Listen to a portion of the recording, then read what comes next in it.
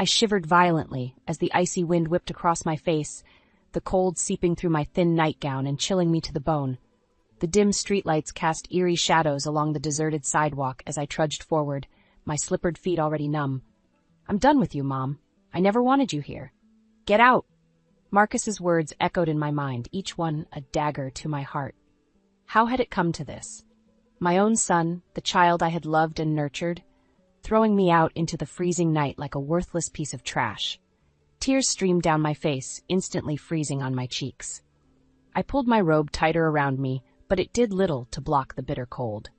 My joints ached, and my legs felt like lead, but I pressed on.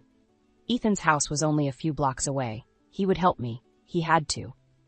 As I walked, memories of my late husband Will flooded my mind, the love of my life taken from me far too soon. He had worked tirelessly to provide for our family, leaving me a comfortable home and a sizable inheritance when he passed.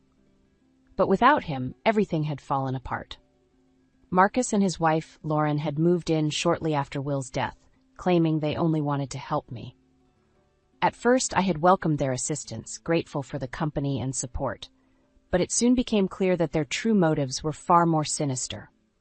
They treated me like a burden, an inconvenience to be tolerated only for the sake of the wealth I had inherited. They belittled me, ignored my wishes, and even started taking control of my finances. And when I dared to protest, their true colors emerged. Marcus had always had a temper, but I had never seen him so enraged as he was tonight. His face twisted with fury, he had grabbed me by the arm, his grip like a vice, and hurled me towards the door. "You ungrateful old hag," he had snarled. "After everything we've done for you, this is how you repay us?" Lauren, her perfectly made-up face contorted with disdain, had simply stood by and watched, her silence as damning as Marcus's actions. And so here I was, alone and freezing, my own flesh and blood casting me aside like a piece of garbage. But I couldn't give up. Not yet. Ethan would help me. He had to. With renewed determination, I quickened my pace, the icy wind stinging my eyes. Ethan's warm, welcoming home was just up ahead, a sanctuary from the bitter cold and the even colder betrayal of my own family. As I approached his front door, my strength finally failed me. I stumbled, my knees buckling, and collapsed against the doorframe, my trembling fingers desperately pounding on the wood. "Please, Ethan," I silently pleaded. "Please help me." The door flew open, and there stood Ethan, his expression shifting from confusion to horror as he took in my disheveled appearance. "Mom, you're freezing! What happened?" he exclaimed, immediately ushering me inside. The warmth of his home enveloped me, but it did little to ease the chill that had settled deep within my bones. Claire, Ethan's wife, rushed over, her face etched with concern. "Oh my God, Samantha, you're shivering like a leaf," she fretted, wrapping a thick blanket around my shoulders. I opened my mouth to speak, but the words caught in my throat, a lump of emotion rendering me momentarily mute. Ethan guided me to the couch, his arm around me, offering silent support. Finally, I found my voice, and the story spilled forth. I told them everything. Marcus's escalating cruelty, his explosive temper, the way he and Lauren had systematically isolated and mistreated me, all in their relentless pursuit of my inheritance. As I spoke, their expressions morphed from shock to outrage. Claire's hands flew to her mouth, her eyes wide with disbelief. Ethan's jaw clenched, his fists balling at his sides. "That bastard," he growled when I had finished, his voice trembling with barely contained fury. "How dare he treat you like that? You're his mother, for God's sake!" Claire's reaction was equally visceral. "This is unacceptable, Samantha. We can't let them get away with this." Her eyes narrowed, a steely determination settling over her features. "I'm a paralegal. I know people in the legal system. We're going to fight this, and we're going to win." Ethan nodded emphatically, pulling me into a fierce embrace. "You're safe now, Mom. I won't let them hurt you again." Tears streamed down my cheeks, but for the first time in years, they weren't born of sorrow or despair. They were tears of relief, of hope, of knowing that I wasn't alone anymore. As Claire made a flurry of phone calls, her voice low and intense, Ethan held me close, his presence a comforting anchor in the storm that had become my life. "We're your family, Mom," he murmured, his words laden with a protective fierceness that momentarily took me aback. "And we're going to make things right." In that moment, I realized just how much I had lost sight of what truly mattered. Marcus and Lauren had systematically stripped me of my dignity, my autonomy, my very sense of self. But Ethan and Claire, with their unwavering love and support, had given me the strength to fight back. As the night wore on and Claire's phone calls yielded promising leads, I felt a newfound sense of determination taking root within me. For too long I had allowed myself to be a victim, cowed by fear and the misguided belief that blood was thicker than water. But no more. With Ethan and Claire at my side, I would stand tall and face the demons that had haunted me for far too long. Marcus and Lauren would soon learn that karma was a fierce mistress, and their misdeeds would not go unpunished.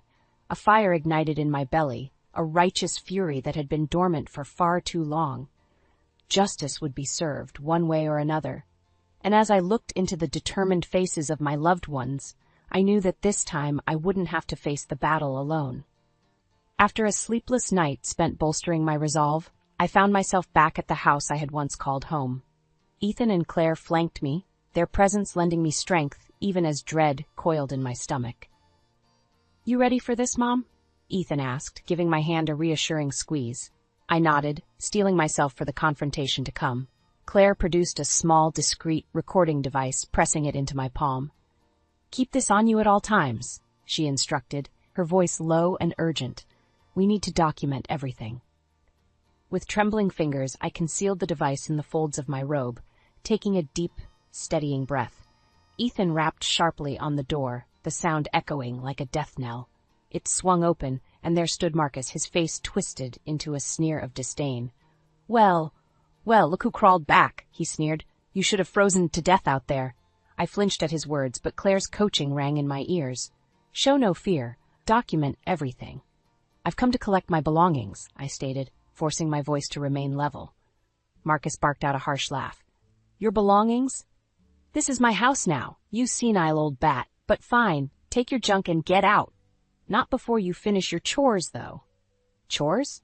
The indignity of it all threatened to overwhelm me, but I bit back my retort. Ethan's hand found the small of my back, lending me his silent support. "Just do as he says for now, Mom," he murmured. "We'll get through this." And so I meekly followed Marcus's instructions, my hands shaking as I tackled the menial tasks he hurled my way. Each time he barked a fresh order, the recording device in my robe pocket faithfully captured his vitriol. Throughout it all, Lauren watched with a smug expression, her silence somehow more grating than Marcus's taunts. They treated me like a servant in my own home, belittling me at every turn. At one point, as I struggled to lift a heavy box, Marcus' hand shot out, his meaty fingers clamping around my wrist with bruising force. "Hurry up, you useless old hag," he snarled, his face mere inches from mine. "Or do you need another lesson in respect?" The thinly veiled threat hung in the air, his eyes glittering with a familiar, dangerous light. In that moment, a surge of defiance rose within me, burning away the fear that had kept me paralyzed for so long. "That's enough," I stated, my voice ringing with a strength I hadn't heard in years. "I'll take my things and go, but this isn't over, Marcus, not by a long shot." His eyes widened in surprise, and for a fleeting moment I saw a flicker of uncertainty cross his features. But it was quickly replaced by his usual bravado. "Is that so?" he scoffed. "And just what do you plan to do about it, old woman?" I said nothing, simply holding his gaze with a newfound resilience. Claire's words echoed in my mind. "We have everything we need. Justice will prevail." As I gathered the last of my belongings, a strange sense of calm washed over me. The battle lines had been drawn, and for the first time in years I felt like I was finally fighting back.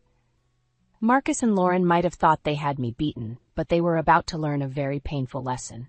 The meek, downtrodden woman they had tormented was gone, replaced by a force they would soon come to fear.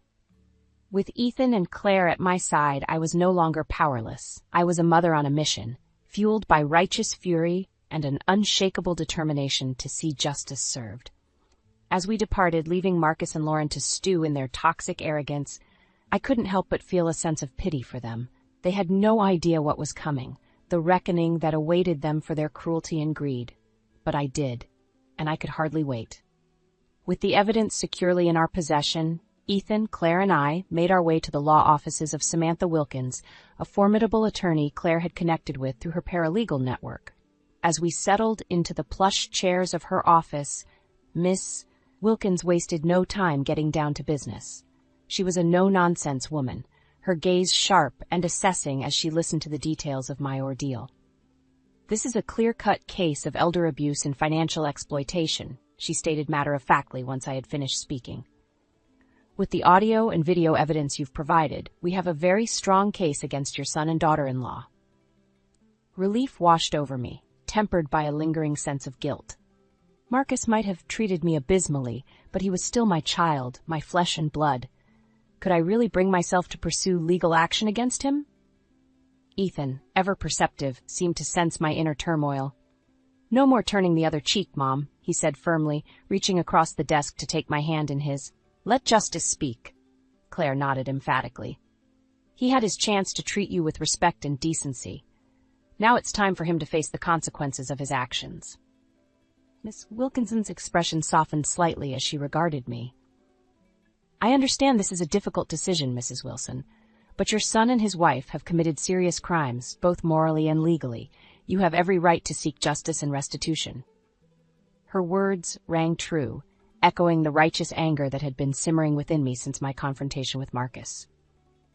For too long, I had allowed familial ties to blind me to the truth. That my own child had become a monster, consumed by greed and entitlement. "What are the potential penalties they could be facing?" I asked, my voice steady despite the turbulent emotions swirling within me. Ms. Wilkins didn't mince words. "Given the severity of the abuse and the financial crimes involved, we're looking at potential jail time, hefty fines, and the loss of any claim to your assets or inheritance." A tremor ran through me at the thought of Marcus behind bars, but I quickly pushed it aside. He had brought this upon himself through his own despicable actions. "Good," I said, lifting my chin defiantly. "It's time he learned that actions have consequences." Ethan beamed at me, pride shining in his eyes. Claire, too, looked immensely pleased, nodding her approval. Over the next hour, Miss Wilkins outlined our legal strategy, explaining the intricate process we would need to follow to build an ironclad case. It was a daunting prospect, but with each minute that ticked by, my resolve only grew stronger. No more cowering in fear, no more allowing myself to be victimized by those who were supposed to love and protect me. This was my life, my hard-earned legacy, and I would be damned if I let Marcus and Lauren continue to trample all over it. As we departed the law offices, Ethan pulled me into a fierce embrace. "I'm so proud of you, Mom," he murmured, his voice thick with emotion. "You're finally taking a stand, and we'll be with you every step of the way." Claire chimed in, her expression one of pure admiration. "Those two have no idea what's coming for them. They're about to learn that karma is a force to be reckoned with." A small, grim smile tugged at my lips as I looked between my son and daughter-in-law.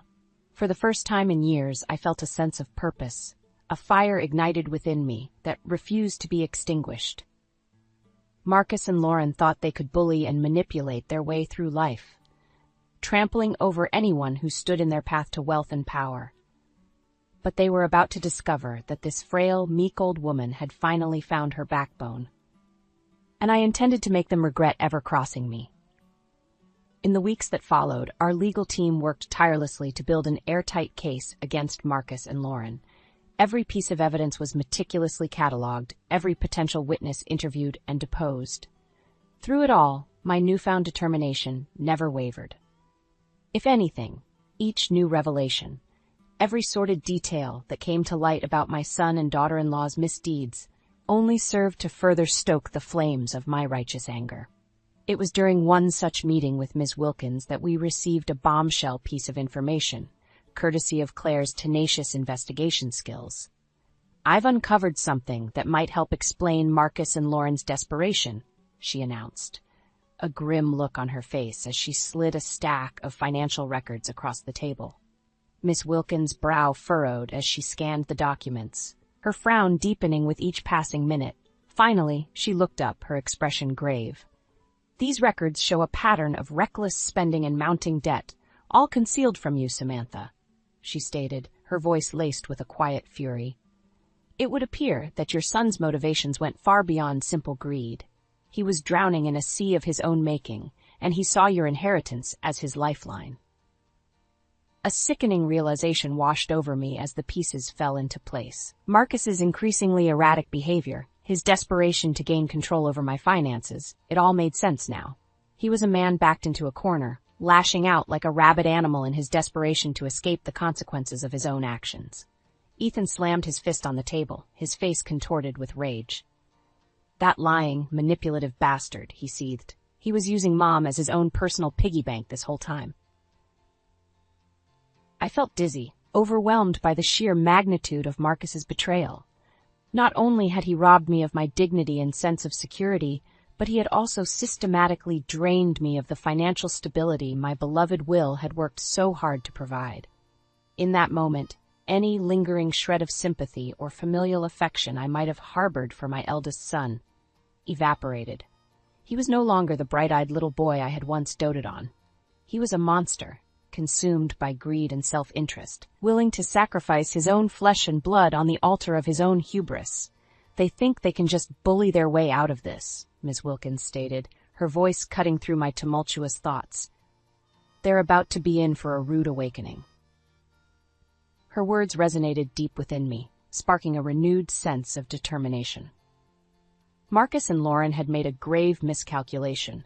They had underestimated the indomitable spirit of a mother scorned. As the court date loomed ever closer, our team doubled down on our efforts, leaving no stone unturned in our quest for justice. I, too, played my part, scouring through old records and documents, determined to uncover any shred of evidence that could be used against my traitorous son and his equally despicable wife. The tension was palpable, the weight of the impending battle weighing heavily upon us all. But in those quiet moments when doubt threatened to creep in, I would remind myself of the strength that had carried me this far.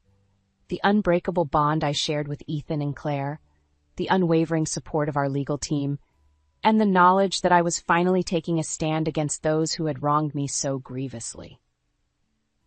Marcus and Lauren might have thought they could bully and manipulate their way out of this mess, but they were sorely mistaken. The tides had turned, and they were about to face the full force of a mother's wrath, fueled by years of pain and betrayal.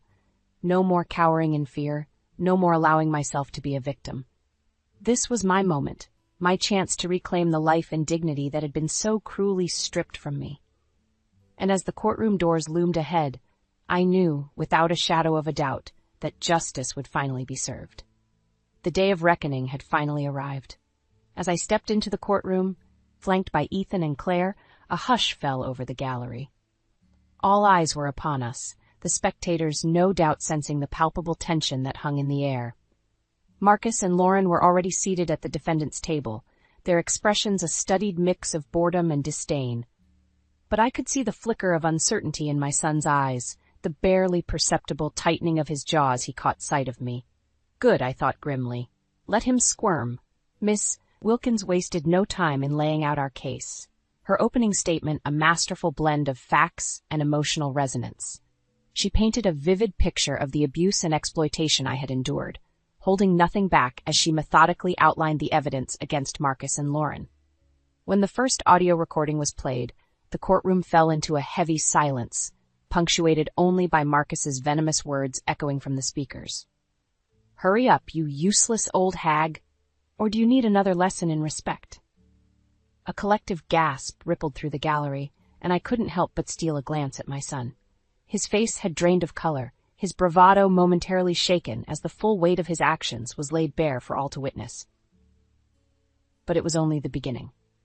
Over the next few hours, a damning portrait emerged, one of greed, cruelty, and utter disregard for the most sacred of familial bonds. Video footage showed Marcus physically intimidating me, his towering form looming over my frail stature as he hurled insults and threats. Witness after witness took the stand, corroborating my accounts of the emotional and financial abuse I had endured. Neighbors testified to hearing raised voices and heated arguments emanating from my former home, while financial experts broke down the intricate web of deceit Marcus had woven in his quest to drain my inheritance.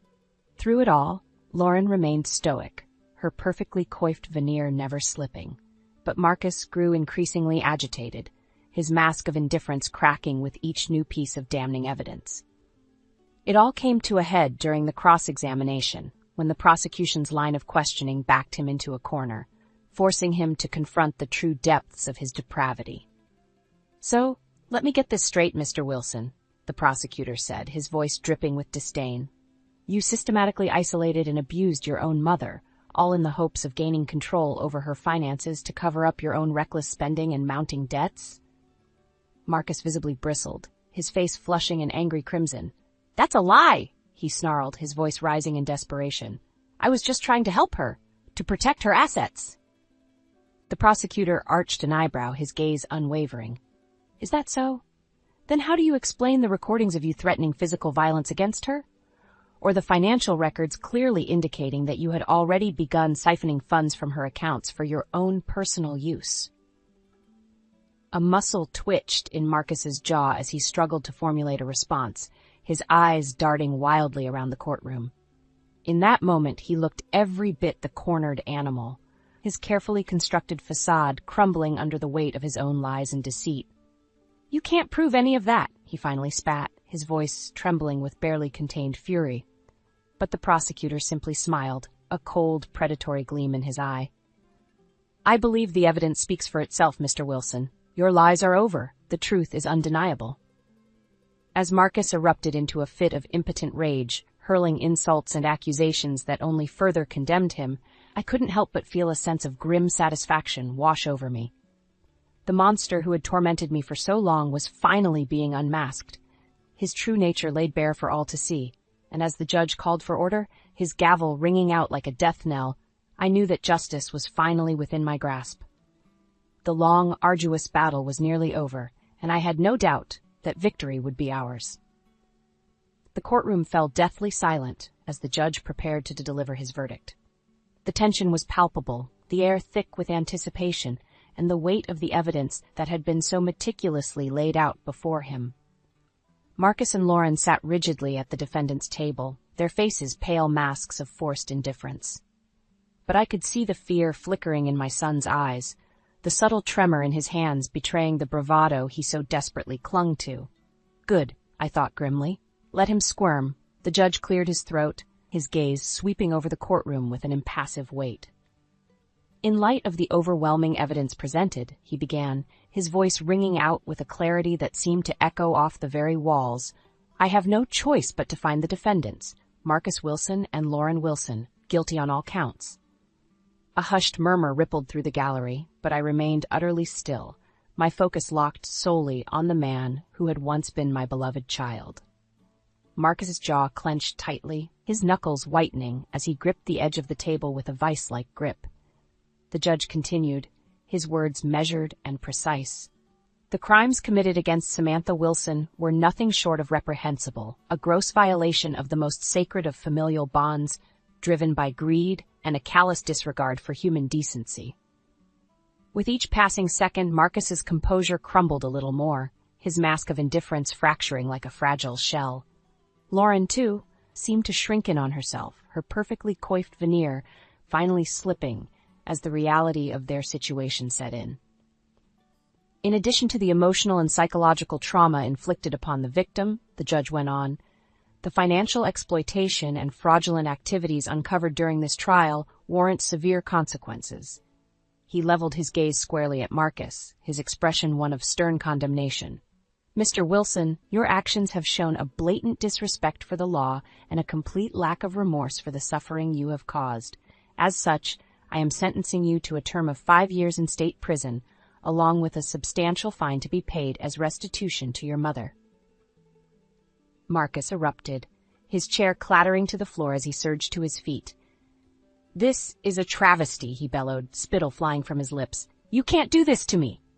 The courtroom descended into chaos as bailiffs rushed to restrain the enraged man, his howls of protest echoing off the walls. Lauren remained frozen in her seat, her perfectly manicured hands trembling violently as she watched the scene unfold. Through it all, I remained a silent observer, a strange sense of calm washing over me. This was the moment I had been waiting for, the culmination of months of pain and struggle reckoning that Marcus had brought upon himself through his own despicable actions. As my son was finally dragged from the courtroom, his curses and threats ringing in our ears, the judge turned his attention to Lauren. "As for you, Mrs. Wilson," he said, his voice laced with contempt, "your role in this sordid affair cannot be understated. While you may not have been the primary instigator, your complicity and willful ignorance make you just as culpable." Lauren flinched as if she had been struck, her perfectly composed facade finally shattering under the weight of the judge's condemnation. "As such, I am sentencing you to a term of 3 years in state prison, to be followed by a substantial probationary period," the judge continued. "Furthermore, you are hereby ordered to pay a significant fine as restitution to the victim, and all assets acquired through ill-gotten means will be seized and returned to their rightful owner."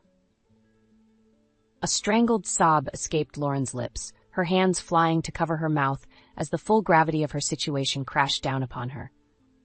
In that moment, she looked small and pitiful, a far cry from the arrogant, entitled woman who had once lorded over my life with such disdain. But I felt no pity for her, nor for the man who had once been my beloved son. They had brought this upon themselves, and now they would face the consequences of their actions, a hard-won lesson in the true meaning of karma. As the courtroom slowly emptied, the spectators buzzing with the excitement of the day's events, I felt a sense of profound relief wash over me.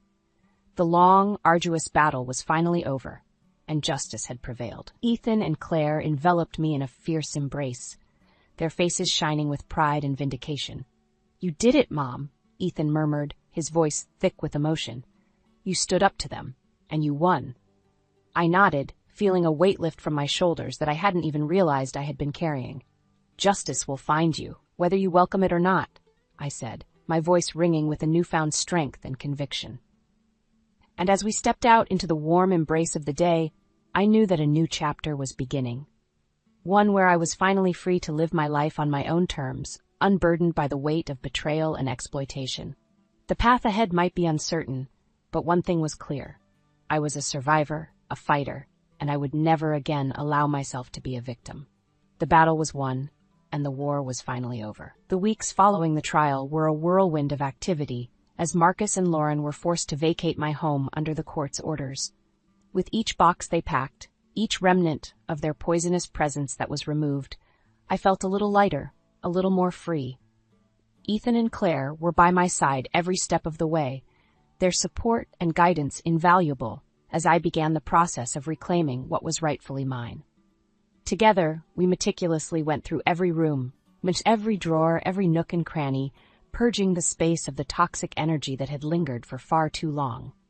As the last of Marcus and Lauren's belongings were finally carted away, Ethan pulled me into a fierce embrace. "The ghosts of the past are gone, Mom," he murmured, his voice thick with emotion. "Welcome back to your home." Tears stung my eyes, but for once they were born not of sorrow or despair, but of relief. A cathartic release of all the pain and anguish I had endured at the hands of those who were supposed to love and protect me.